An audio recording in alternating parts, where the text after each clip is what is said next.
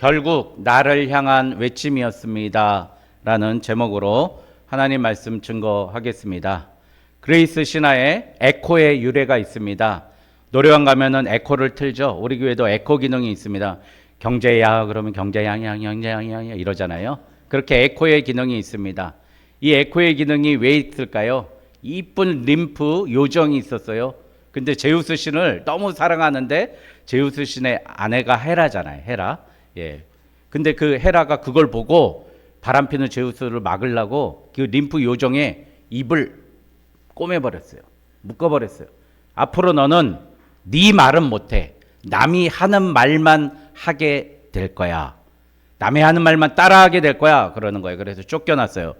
그래서 쫓겨나가지고 그 에코가 쫓겨나서 봤더니 어느 청년이 너무 잘생긴 거예요.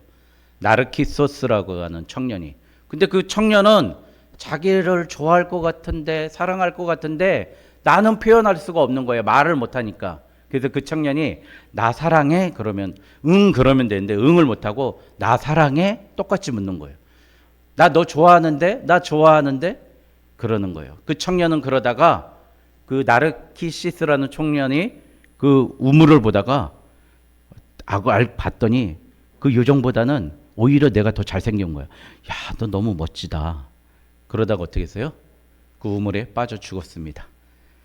그래가지고 나온 그 옆에 우물가에 꽃이 폈는데 여러분 잘 아시는 수선화예요. 그게 물 옆에서 나는 꽃이라 그래서 수선화인데요. 그리고 림프의 요정은 어떻게 해서요? 도망갔죠. 그 남자를 떠나고 이루어질 수 없는 짝사랑 때문에 떠났는데 어디로 도망갔어요? 산골짜기로 도망갔어요. 그래서 우리가 산에 가면은 메아리가 이렇게 울리는 겁니다. 야호 하면 야호 이렇게 돌아오는 거 봅니다.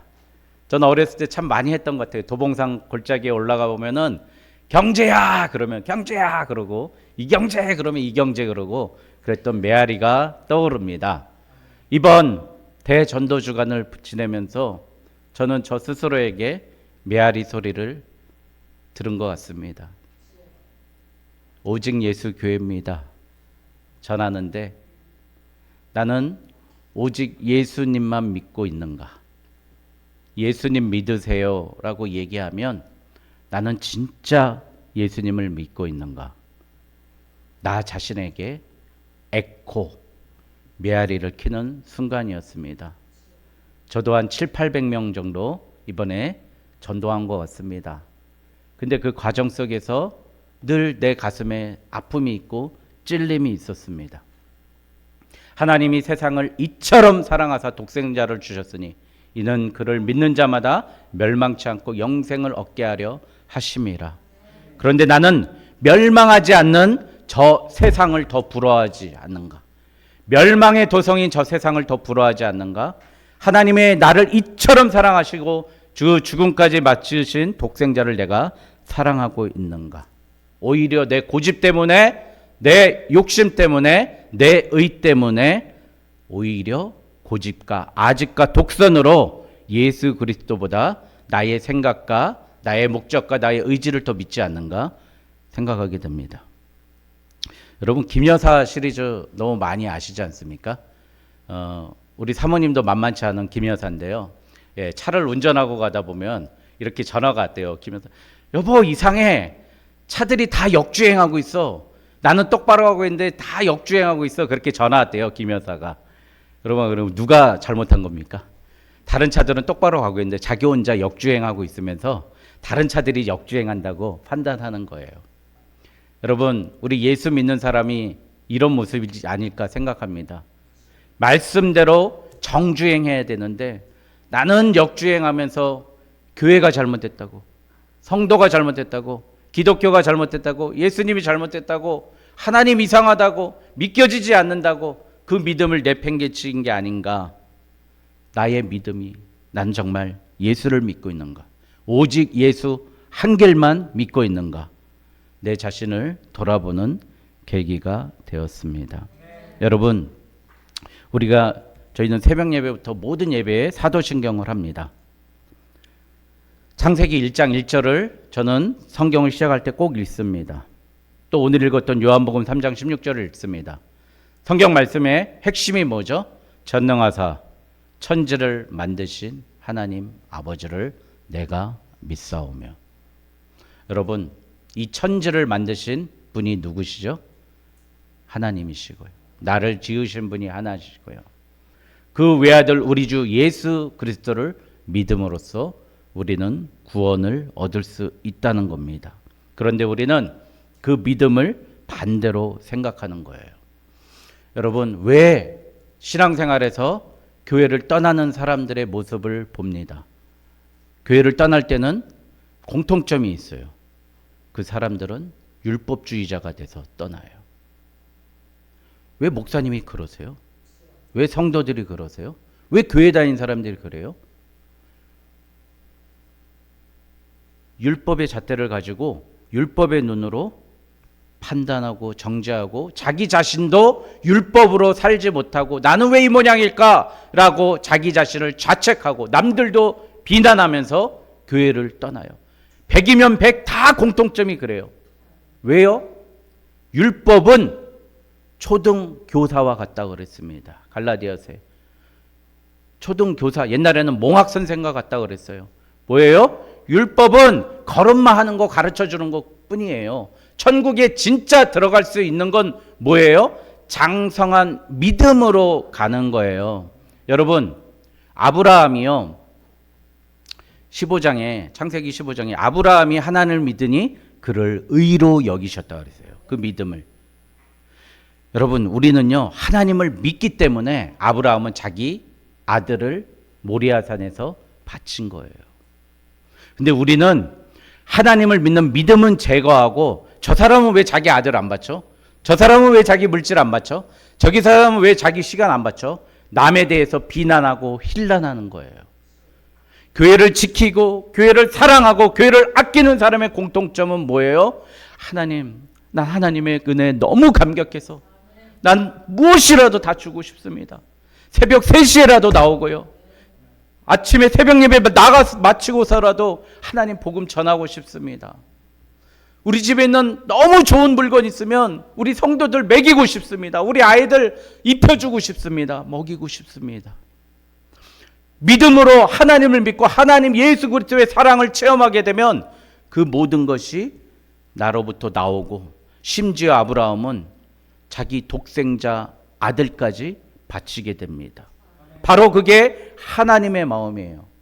하나님이 우리를 믿고 하나님 우리를 신뢰하기 때문에 자기 아들을 주시는 거예요. 내가 내 아들을 주었으니 너는 나의 사랑을 믿어라. 너는 기필코 넘어지지 않는다. 쓰러지지 않는다. 그렇게 이야기하는 겁니다. 여러분, 율법으로 하면 망합니다. 절대 망합니다. 여러분, 아브라함이 일찍 태어났습니까? 모세가 일찍 태어났습니까? 아브라함이 430년 일찍 태어났고요. 아브라함이 믿음으로 의롭다 되었고 구원받았지 모세의 율법으로 구원받지 않았습니다. 그런데 우리는 율법으로 구원받다. 모두 다 저 사람이 왜 저래? 목사님 왜 저래? 저러면 안 되는 거 아니야? 우리가 세상에서 착하게 살아야 되는 거 아니야? 구제해야 되는 거 아니야? 봉사해야 되는 거 아니야? 라고 이야기합니다. 여러분, 교회는 남을 정죄하는 곳도 아니고 나를 율법의 잣대로 나를 판단하는 것이 아니에요. 거울에 불과합니다. 율법은. 그것을 보고 나는 도저히 살 수 없는 사람이니 어떻게 해요? 김여사에서 올바른 길로 가는 그 길이 율법의 역할인 줄 믿습니다. 그런데 어떻게 해요? 내 힘으로는 되지 않는 겁니다.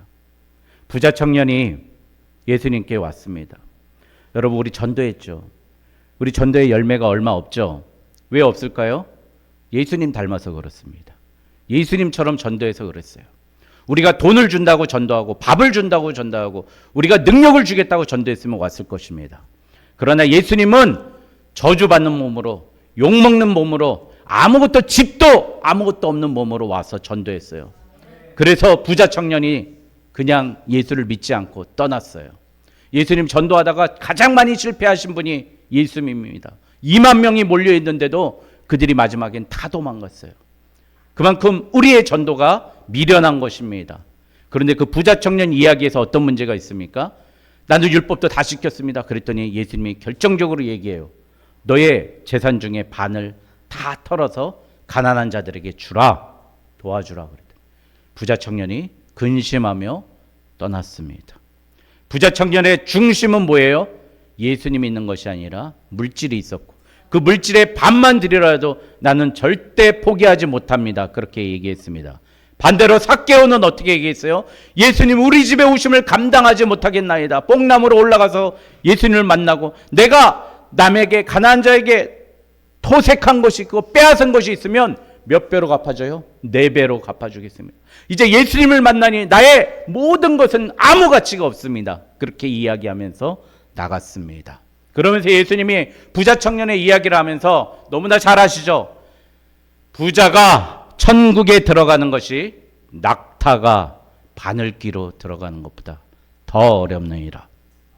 여러분, 내 안에 물질을 섬기십니까? 내 안에 돈을 섬기십니까? 내 안에 힘을 섬기십니까? 능을 섬기십니까? 천국 못 갑니다. 마음 부자, 뜻 부자, 의지 부자, 생각 부자, 이념 부자, 정치 부자, 경제 부자, 주식 부자 절대 천국에 갈 수 없습니다. 어떤 사람만 가요? 사람으로서는 할 수 없느니 하나님으로서는 할 수 있느니라. 할렐루야. 하나님만이 나를 이끌어 줄 수 있어요. 그러니까 우리는 율법에서 우리의 죄의 문제에서 자유한 거예요. 나는 날마다 넘어지고 쓰러지지만 우리 하나님이 나를 들어서 바늘길을 통과시켜 주신다는 겁니다. 여러분, 이게 바로 복음의 핵심입니다. 그래서 이 복음, 나를 사랑하시는 하나님이 나를 사랑하시 주심으로 나를 십자가에서 살려주셨는데, 그러면 우리가 예수 그리스도를 믿음으로 구원받은 우리가 그러면 어떻게 살 것인가? 저는 성경을 핵심을 요약하자면 요한복음 3장 16절이 우리의 구원받는 유일한 방법, 하나님의 사랑, 예수 그리스도의 십자가고, 우리가 그러면 앞으로 그러면 어떻게 할 것인가의 방법이 갈라디아서 2장 20절의 말씀입니다. 우리 같이 다시 한번 읽겠습니다. 앞구절만 읽겠습니다. 내가 그리스도와 함께 십자가에 못 박혔나니. 여러분, 그래서 우리는 어떻게 살아야 합니까? 결국 나는 예수 그리스도를 통해서 믿음으로 구원받은 사람은 십자가에 죽어야 할 줄 믿습니다. 십자가에 못 박혀야 할 줄 믿습니다.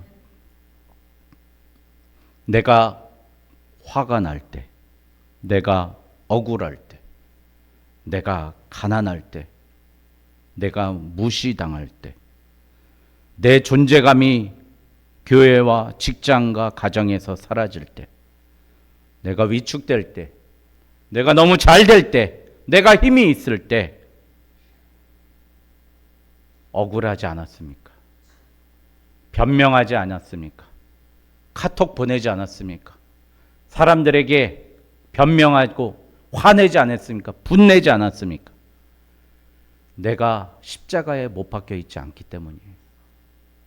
십자가에 못 박힌 예수님은 아무 말도 하지 않으셨어요. 세상에 향해서 오로지 열려있는 하늘을 향해서 말씀하셨습니다. 주여, 저들은 자기가 하는 것을 알지 못합니다. 저들을 용서하여 주시옵소서. 담임 목사도 이 말을 못해요. 남이 잘못하면 정죄만 하게 돼요. 저 사람 왜 저러는 거야? 저 사람 왜 이렇게 마음에 안 들어? 저 사람 알만큼 아는 사람 왜 그러는 거야? 아니에요. 예수님과 함께 십자가에 못 박힌 사람은 주여, 저들을 용서하여 주시옵소서. 그리고 그 옆에 있는 강도에게 무엇이라 얘기했어요? 오늘 내가 나와 함께 낙원에 이르리라. 여러분, 낙원을 선포했어요. 천국을 선포했어요. 평생 도둑질밖에 안 한 그들에게 천국을 선포했습니다. 우리 십자가에 매달린 사람은 아무 말도 하지 마십시오. 오로지 천국을 선포하고 하나님께 저들의 죄를 용서해달라고 중보기도 하고 저들을 살려달라고 기도하고, 아버지, 너무 억울하면 이렇게 기도하십시오. 아버지, 어찌하여 나를 이렇게 힘들게 하시나이까?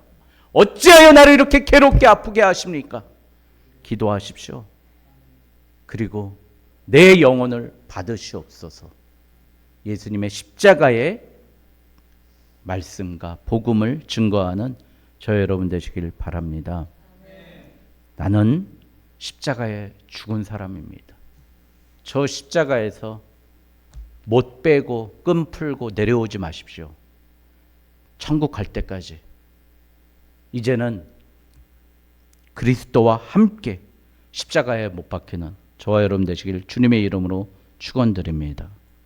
두 번째, 그 다음 구절이 뭐죠? 오직 내 안에 그리스도께서 사시는 것이라.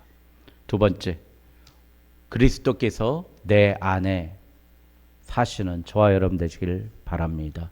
내 안에 예수가 있어야 됩니다. 내 안에 예수가 계시면 우리의 영안이 열립니다. 참 희한한 게요, 구약 시대에는 뭐 엘리야도 그러고 엘리사도 그러고 병자들을 많이 고치고 거의 죽은 자도 살려냈잖아요. 그런데 유일하게 안 고친 게 있습니다. 소경이 눈을 뜨는 건 고치지 못했어요. 그런데 이사야서 29장인가 35장에 보니까 메시아가 오면, 그날이 되면 그날에 못 듣는 사람의 책이 말을 들을 것이며 어둡고 캄캄한 데에서 맹인의 눈이 볼 것이며 그때 맹인이 밝을 것이며 못 듣는 사람의 귀가 열릴 것이며.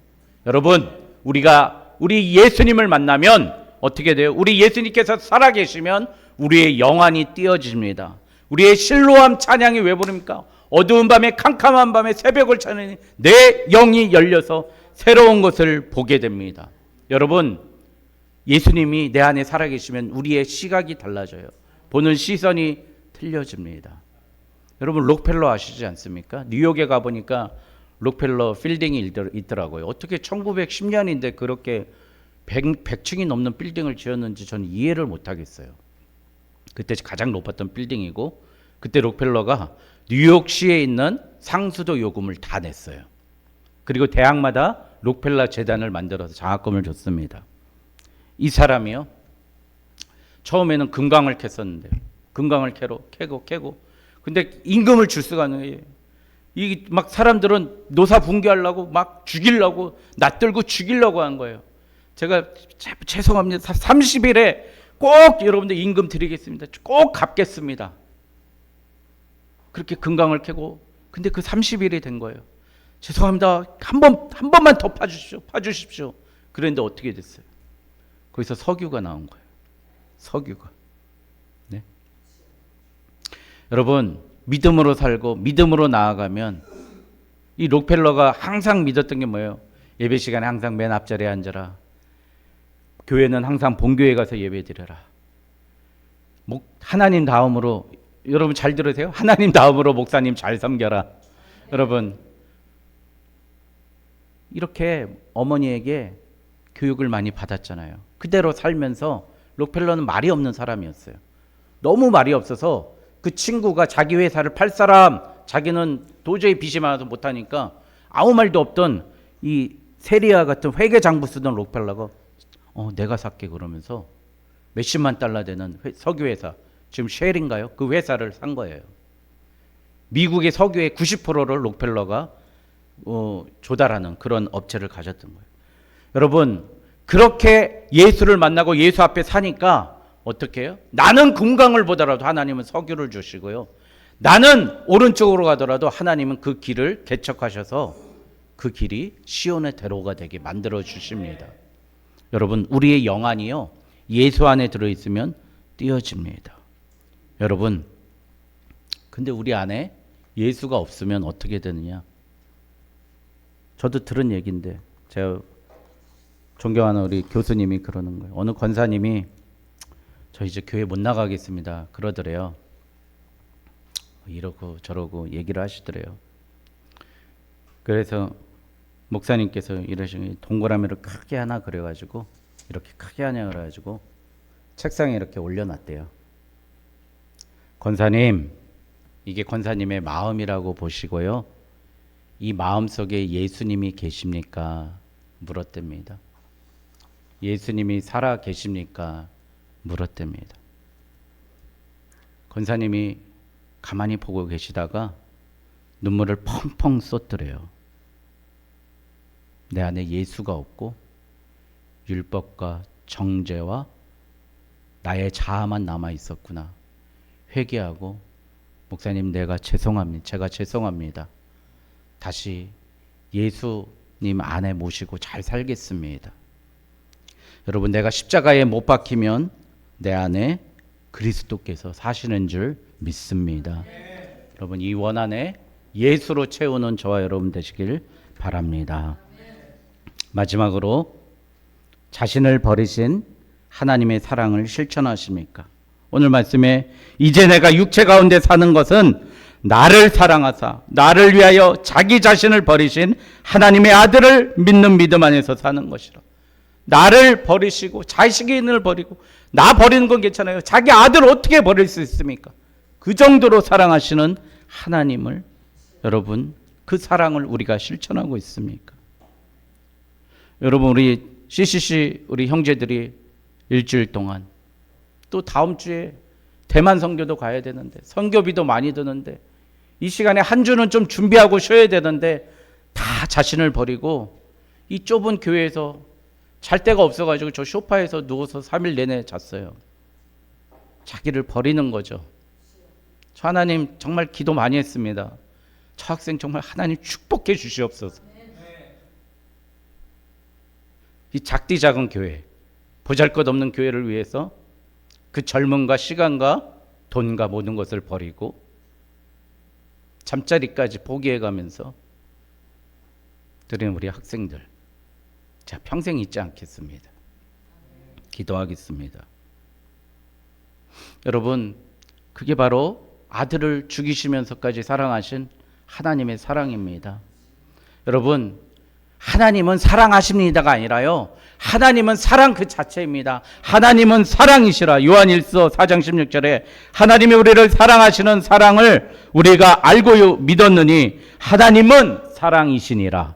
여러분 하나님은 사랑의 마음을 가진 거예요. 하나님 믿으면 사랑해 줘야 되는 거예요. 아니라 내가 누군가를 사랑해 주고 그 사람을 돕고 아껴주는 것 자체에 하나님이 계시는 거예요. 그래서 돌스토이는 이렇게 얘기했습니다. 사랑이 있는 곳에 하나님이 계시다. 우리 찬양했죠. 사랑의 마음 있는 곳에 하나님께서 계시도다.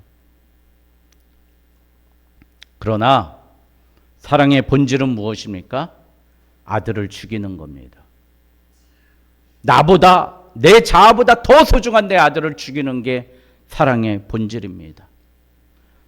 나보다 더 소중한 것을 하나님의 나라와 하나님의 영광과 주님 몸 되신 교회를 위해서 내어주는 저 여러분 되시길 바랍니다. 제가 동영상은 준비했는데 안 보겠습니다. 이 손양원 목사님이라고 여수에 가면 손양원 기념관이 있습니다. 6.25 때 어떻게 했어요? 자기 아들이 공산당에게 총 맞아 죽었어요. 자기 아들을 죽인 그 원수를 자기 아들로, 양자로 삼았습니다. 여러분, 그게 말이 됩니까? 내 아들을 죽인 사람을 예수 그리스도의 사랑으로 손주 삼았어요. 그 아들이 아마 목회자가 된 것 같아요. 그 손주가 저랑 대학원 같이 다녔습니다. 손성열 선교사님이라고. 여수에 좋은 교회 세워가지고 목회 안 하시고요, 캄보디아에 지금 가서, 오늘 제가 아까 말씀드렸죠, 우리 나세린 선생님, 캄보디아에서도 일반인들 선교한 게 아니라요, 농아들 교회를 만들었어요. 농아들에게 수어를 가르치고, 농아들을 보니까 너무 불쌍한 게 먹고 살 방법을 모르는 거예요. 수어를 못 배우는 거예요. 수어를 모르니까 말 하자면 농맹인 거예요. 농맹. 글자도 모르는 거예요. 그 애들한테 말을 가르쳐 주고요, 그들이 세상에서 의사소통이 돼서야 장사를 하건 일을 할 거 아닙니까? 그 아이들을 그 조그만 데 모아가지고 하는 거예요. 소식을 전해야 하는데 애들 이제 밥이 모자라대요. 쌀이 모자라대요. 그러면서 도움을 요청하면서 그렇게 말씀하시는 거예요. 아, 이거구나. 그 아들을, 자기 아들을 죽인 사람을 양아들로 삼고, 그분의 아들이 또 선교사가 돼서 캄보디아에 가서 그렇게 또 복음을 전하고 정말 장애 우들을 위해서 그들을 먹이고 입히고 가르쳐서 세상에 내어 보내는 거예요. 여러분, 사랑은 이렇게 계속 굴러가면서 눈덩이가 돼서 굴러가서 세계 모든 곳에 하나님의 이름을, 하나님의 영광을 올리는 줄 믿습니다. 여러분, 오늘 그래서 전도는요, 그 손양원 목사님이 그 사랑으로 그 품었듯이 우리가 이번 한 주간 전도하신 건 무엇입니까?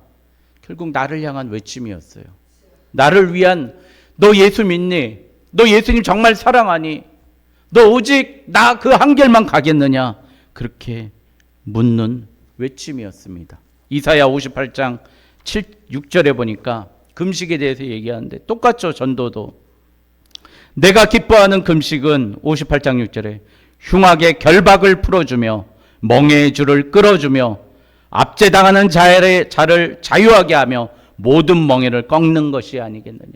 다른 사람들의 짐을 끊어주고 멍에를 끊어주고 압제당하는 자에게 자유를 주며 또 줄인 자에게 내 양식을 내어주며 유래하는 빈민을 집에 들이며 헐벗은 자를 보면 입히며 내 고륙을 피하여 스스로 숨지 아니하는 것이 아니겠느냐.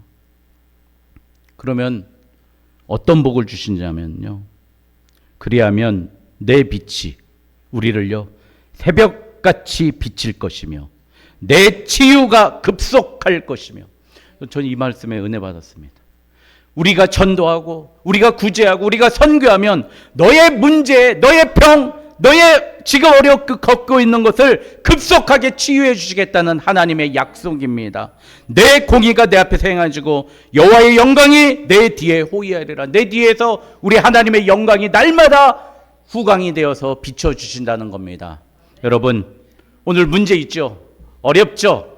그런데 먼저 네가 치유하고 먼저 내 고륙을 도와주고 헐벗은 자를 입히고 가난한 자를 내 집에 모아 먹이고 입힌다면은 내가 새벽같이 비칠 것이며 내 치유가 급속할 것이다.